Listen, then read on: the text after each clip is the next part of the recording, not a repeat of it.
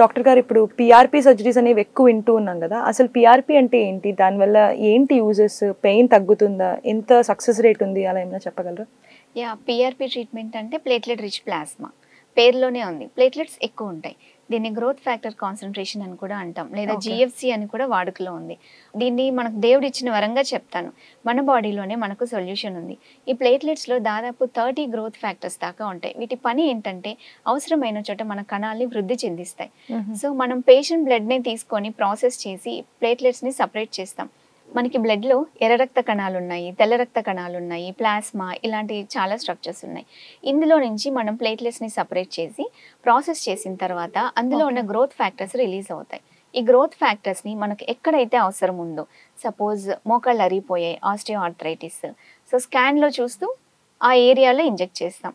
Muscle tears ఉన్నాయి, మనకు షోల్డర్స్లో సూప్రాస్పైనటస్ టైర్ కానీ రొటేటర్ కఫ్ ఇంజురీస్ కానీ చూస్తూ ఉంటాం. పార్షియల్ టైర్స్ ఉన్నప్పుడు పీఆర్పీ అనేది యూజ్ చేయొచ్చు. లేదా మోకాళ్ళలో anterior cruciate ligament, posterior cruciate ligament అని ఏసీఎల్ పీసీఎల్ టైర్స్ అని వింటుంటాం. ఈ లిగమెంట్స్ అనేవి పార్షియల్ టైర్ ఉన్నప్పుడు అక్కడ పీఆర్పీ ఇంజెక్షన్స్ చేసుకుంటాం.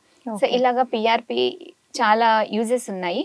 అండ్ వీటిలో అడ్వాంటేజ్ ఏంటంటే సైడ్ ఎఫెక్ట్స్ అన్నవి ఉండవు. ఎందుకంటే మన రక్తం తీసుకొని ప్రాసెస్ చేసాం కాబట్టి సైడ్ ఎఫెక్ట్స్ అనేవి ఉండే అవకాశం లేదు. అని ఇది సర్జరీ కూడా కాదు, చేసినప్పుడు పేషెంట్ మేల్కొనే ఉంటారు. కరెక్ట్గా ప్రాబ్లం ఎక్కడుందో అక్కడ ఇంజెక్ట్ చేయడానికి స్కాన్స్ యూస్ చేస్తాము. హాస్పిటల్ అడ్మిషన్ అవ్వాల్సిన అవసరం లేదు. సక్సెస్ రేట్ గురించి మాట్లాడుకుంటున్నాం కదా, అవుట్ ఆఫ్ 100 పీఆర్పీలో సక్సెస్ రేట్ చూసుకుంటే సక్సెస్ రేట్ చాలా బాగుందండి. ఇందులో ఏంటంటే ఉదాహరణకి ఆస్టియో ఆర్థరైటిస్ ట్రీట్ చేస్తున్నాం. ఈ ఆస్టియో ఆర్థరైటిస్లో 4 గ్రేడ్స్ ఉంటాయి, గ్రేడ్ 1, 2, 3, 4. గ్రేడ్ 1, 2, 3 వరకు పీఆర్పీ అనేది ఎక్సలెంట్ సక్సెస్ ఉంది. సో ఈ పీఆర్పీ వాడటం వల్ల ఏమంటే సర్జరీ అవసరం లేదు కాబట్టి పేషెంట్ వస్తారు, చేయించుకుంటారు, ఒక 2 అవర్స్లో వెళ్ళిపోతారు. సో దీనివల్ల సైడ్ ఎఫెక్ట్స్ లేవు, ఆపరేషన్ వరకు వెళ్ళాల్సిన అవసరం లేదు, కోత అవసరం లేదు, స్టిచెస్ కానీ ఇలాంటివి అవసరం లేదు.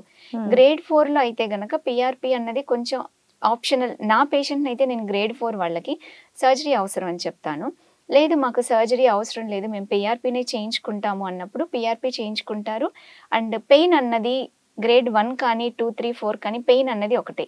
ఈ పెయిన్ని ట్రీట్ చేయడానికి రేడియో ఫ్రీక్వెన్సీ అబ్లేషన్ వాడి లేజర్ ట్రీట్మెంట్ ఇచ్చి అక్కడున్న మోకాలు చుట్టూ ఉన్న జెనికులర్ నర్వ్స్ని బ్లాక్ చేయటం వల్ల పెయిన్ ఫ్రీ చేస్తాం. Thank you so much ma'am, PRP గురించి కొంచెం డీటెయిల్ ఇన్ఫర్మేషన్ ఇచ్చినందుకు thank you so much. Thank you.